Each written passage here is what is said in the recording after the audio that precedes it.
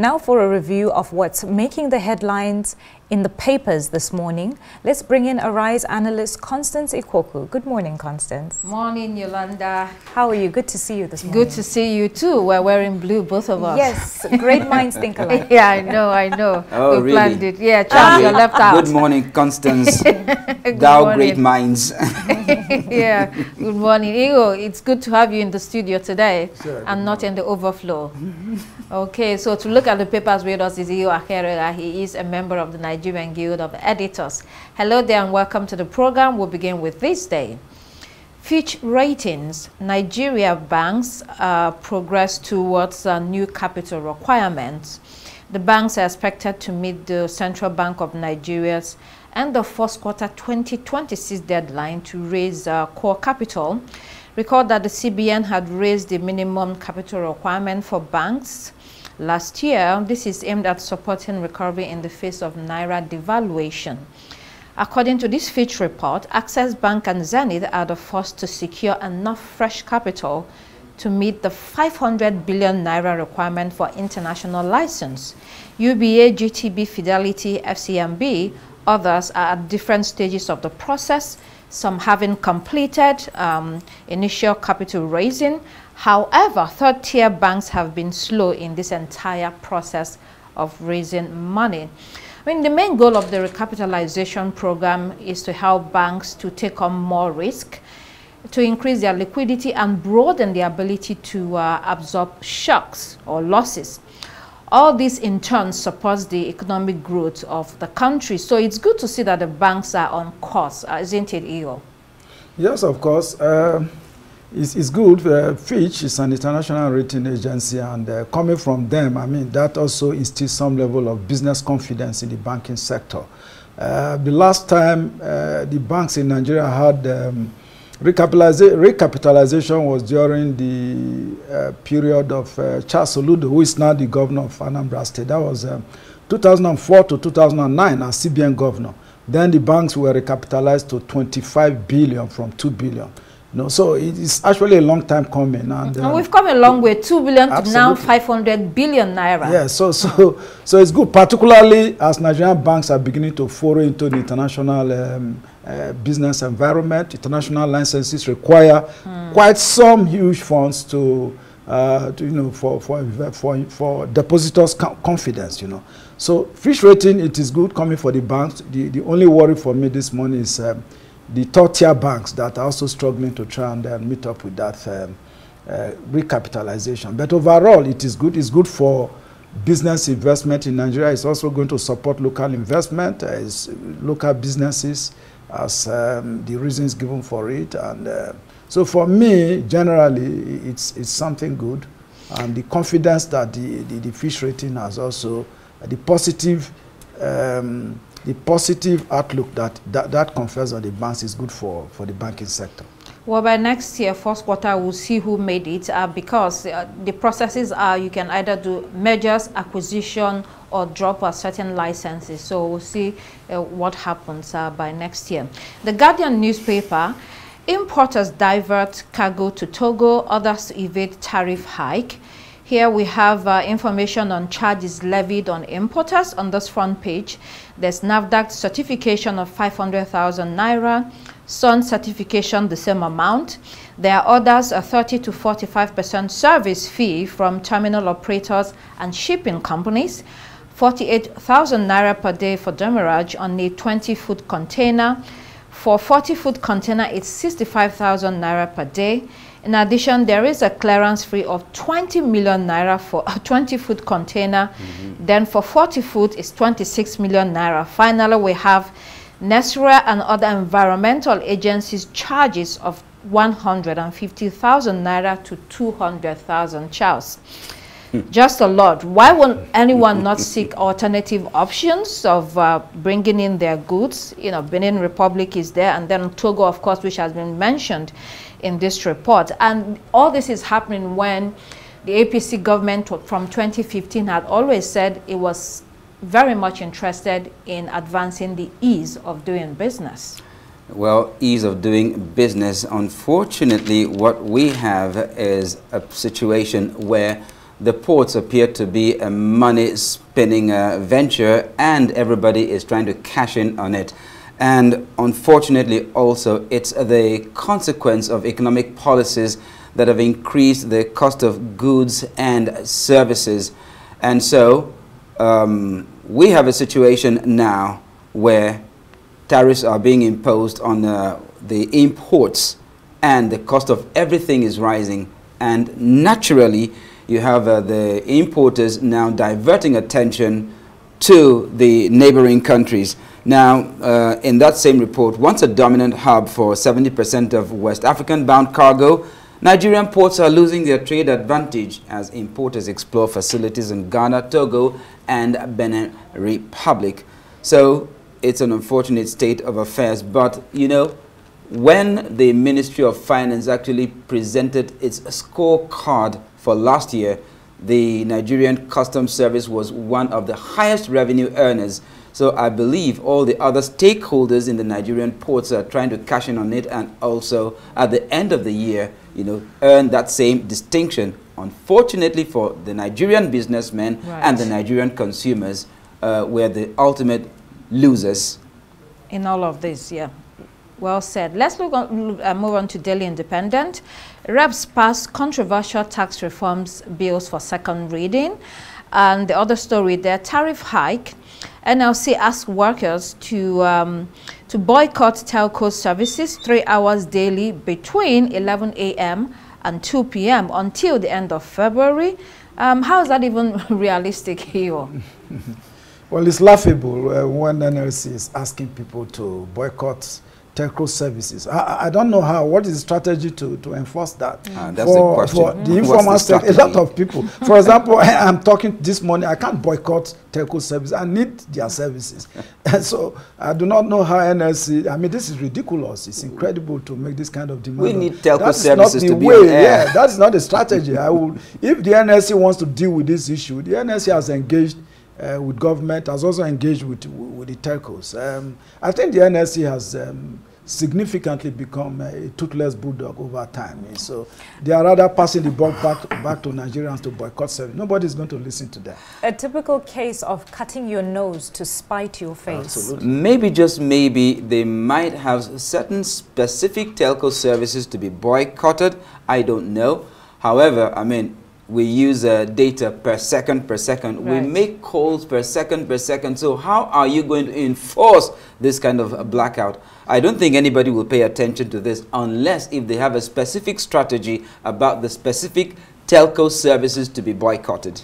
And remember, many of us are still recovering from yesterday's breakdown of the national grid. Yeah. So I think that this is not the time for this right now. There's no strategy to it at all. They have threatened a shutdown by the end of February if this hike is not called off. You know, developing story. I assure you that's an empty threat. Absolutely. And I can bet the rest of this year's salary on it. Oh, okay. I will not bet. We'll be watching. Okay. The Punch newspaper. Tinubu's re-election, ACF others tackle Ganduje over non-vacancy comment. The Arawa Consultative Forum says the North cannot be forced to re-elect President Bola Tinubu in 2027. They also state that Alhaji Abdullahi Ganduje, chairman of the All Progressives Congress, was wrong to ask the North to wait until 2031 to vie for presidency. Recall that former governor of Kaduna State, Malam Nasir El-Rufai, wrote on his X handle that Tinubu may receive the Jonathan treatment in 2027. He said so many things in that post, that the North is the kingmaker in Nigeria today, that the North is being disrespected, that Jonathan and the PDP, messed with the North, and that was why they lost the elections.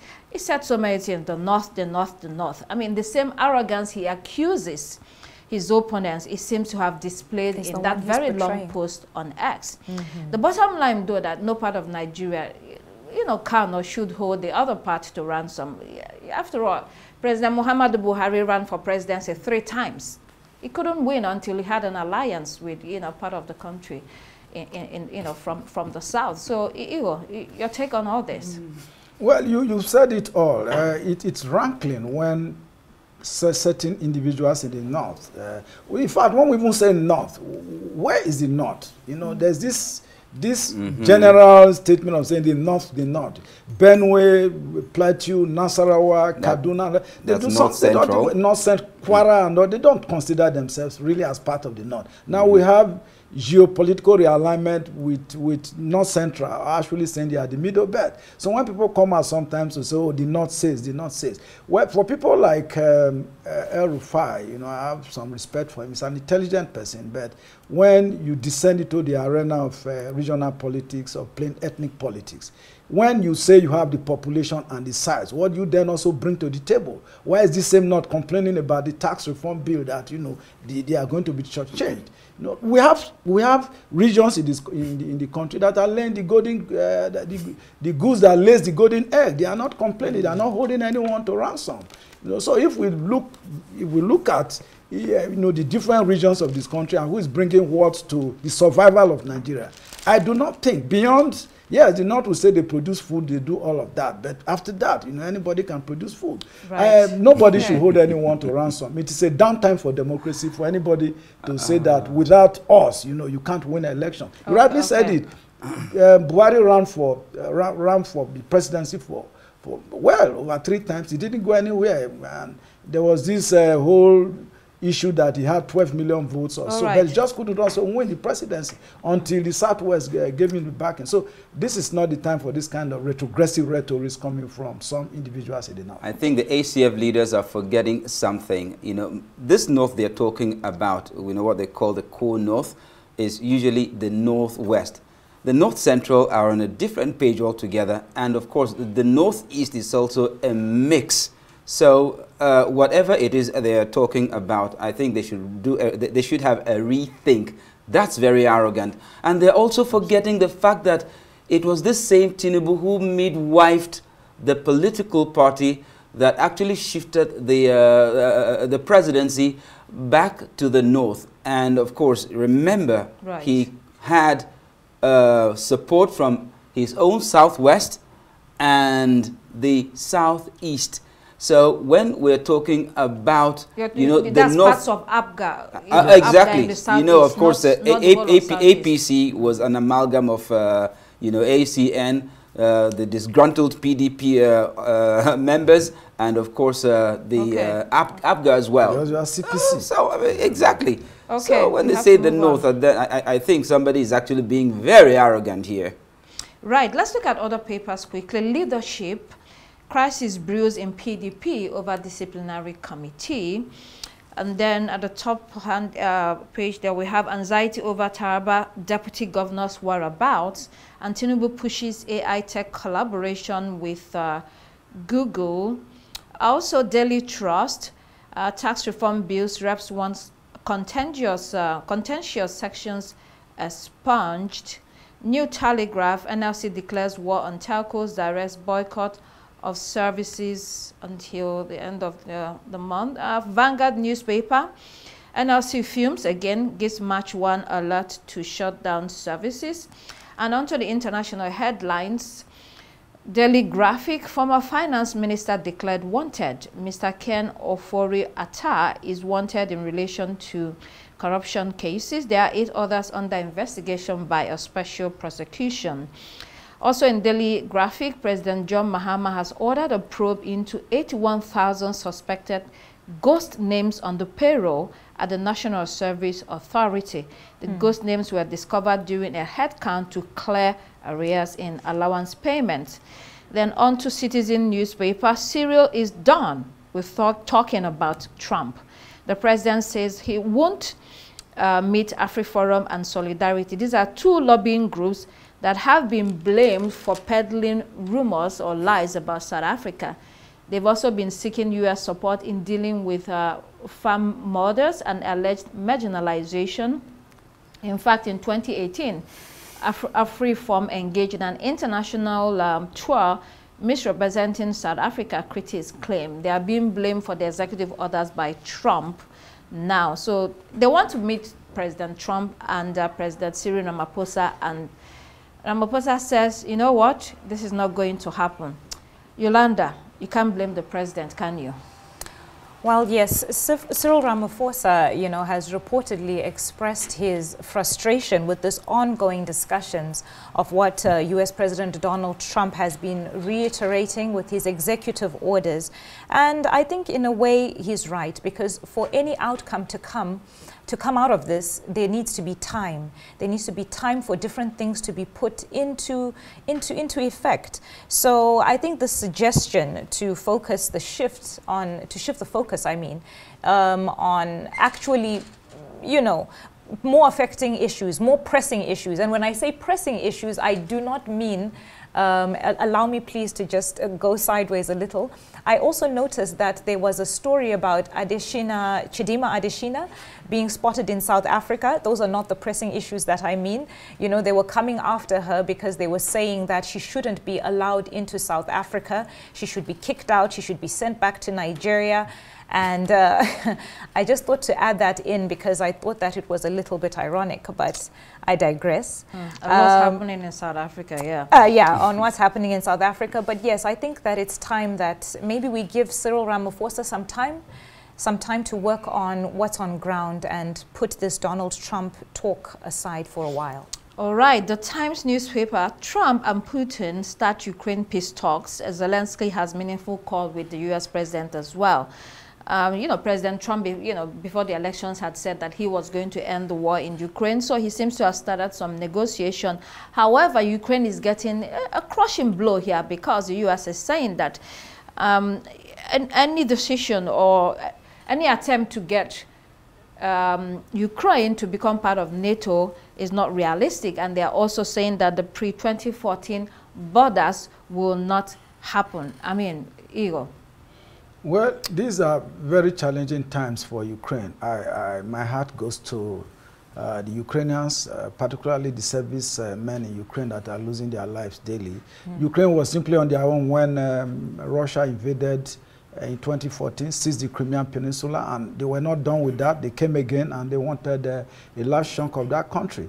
Unfortunately, there is now democratic transition in the United States. Trump is a businessman. He does business with everything that comes his way. He's ready to do business with the Ukrainian war. It's an opportunity for him. They're already offering minerals. Yes, he struck a deal with Netanyahu that they could also transform the Gaza Strip to some kind of Arab Riviera, build, you know, high-rise building, and then make money. So as far as he's concerned, it is just all about money. Yes, while he pretends that he has the capacity to resolve the Russo-Ukrainian war, adapt if I mean the Ukrainians will be missing Joe Biden really very badly at this time. Okay, let's look at I newspaper. Cabinet ministers at risk as Starmer plans his first reshuffle to jumpstart labor. Education Secretary, Culture Secretary, Attorney General, all in firing line. Amid number 10, dismay at their performance as PM tries to reboot government. I mean, it's not even a year in office. Keir Starmer was sworn in July last year, and he's already trying to rejig his cabinet. What does that say? Anyone can jump in. Yolanda, Charles. We have less than a minute. I think interesting times are ahead because this, when I read this headline, it reminded me of us having this in Nigeria. We very recently had a cabinet reshuffle. So I think interesting times are ahead, and I think it's a strategic move to put ministers on their toes and for you to, you know, really bring forward what you have to prove yourself. This is what I see. You know, Starmer has come under fire, and mostly it's about the performance of his ministers, so to say, his cabinet members.